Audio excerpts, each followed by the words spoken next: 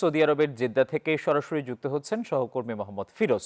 Firoz, Saudi আরবে vision 2030 বাস্তবায়নে কোন কোন খাতে বিদেশি দক্ষ জনবল প্রয়োজন হবে? এক্ষেত্রে বাংলাদেশিদের কর্মসংস্থানের কোনো সুযোগ থাকবে কিনা জানাবেন আমাদের।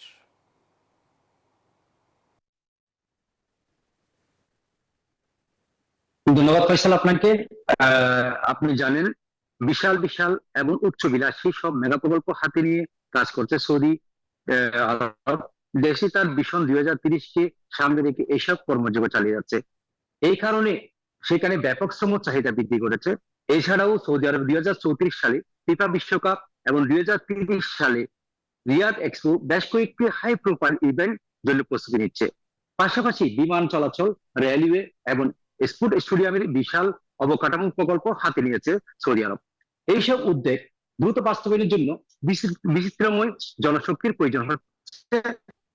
দেশটি নির্মাণ, অবকাঠামো, পর্যটন, লজিস্টিক এবং নতুন অর্থনৈতিক অঞ্চলগুলোতে বিপুল বিনিয়োগের ফলে আগামী কয়েক বছরে শ্রমশক্তির চাহিদা 11.6% বৃদ্ধি পাবে, যার ফলে বাংলাদেশ থেকে দক্ষ অদক্ষ শ্রমিক নিবে সৌদি আরব। তবে দেশটি দক্ষ শ্রমিকের নিয়োগের উপর জোর দিচ্ছে।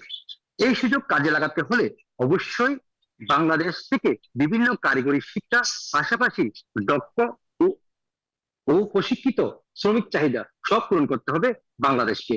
তাহলে সৌদি আরবে শ্রম বাজার বাংলাদেশি শ্রমিকদের দখলে রাখা সম্ভব বলে মনে করছেন এদেশে শ্রমিকদের নিয়ে কাজ করা বিশেষজ্ঞরা। তো এই ছিল আমার কাছে সৌদি আরবের জেদ্দা থেকে সর্বশেষ তথ্য। মোহাম্মদ ফিরোজ, ধন্যবাদ আপনাকে।